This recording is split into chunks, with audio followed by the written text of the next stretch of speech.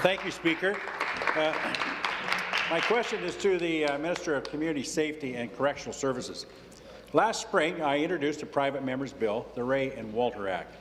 It's named in honour of two North Perth Fire Service members, Ken Rea and Rea Walter, who died battling a fire in March of 2011.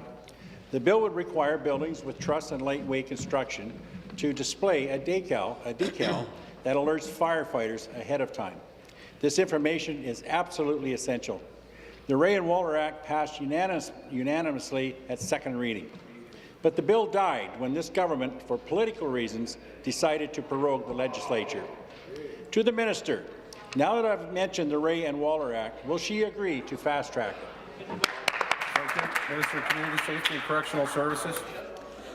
Well, first of all, I want to say thank you very much for the question and for the advocacy on this issue for the member opposite. We had a conversation actually once he introduced this private member's bill, and certainly as a member, he is always welcome to reintroduce that bill again in this session, Mr. Speaker. You know, the safety of all of our first responders, our firefighters, is paramount. And when I look at issues that have arisen over the years, the inquest, we have moved forward on creating a fire table, an expert, a fire table, that actually have reviewed the private member's bill at that table, because what we want is to create a safer Ontario, Mr. Speaker. And certainly for us, moving forward is definitely to continue to work for that safety. Thank you very much, Mr. Speaker.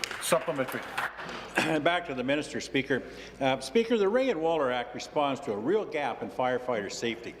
It could save lives as soon as it's passed.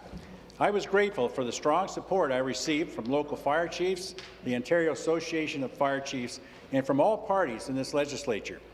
I know the government recently issued a bunch of regulatory changes under the Fire Protection and Prevention Act, but they ignored the obvious: truss and lightweight identification.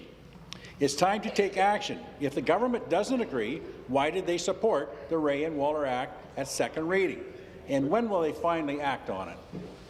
Thank you. Minister.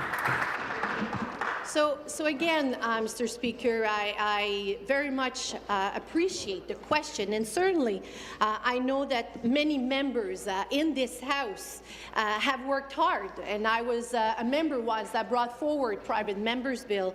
Certainly it is our hope that their work will not be lost, Mr. Speaker. We have proposed a comprehensive deal with the opposition party to carry over all private members' bill, but under the new management, Mr. Speaker, the Conservative have actually refused this agreement, and I want to share that in the House, Mr. Speaker, because certainly that means that the only way that those bills can go forward is for them to be reintroduced. So certainly, if a deal could have been reached, Mr. Speaker, we value all of the efforts of our members to introduce. So again, I'm very sorry that a deal could not be reached under your new leadership.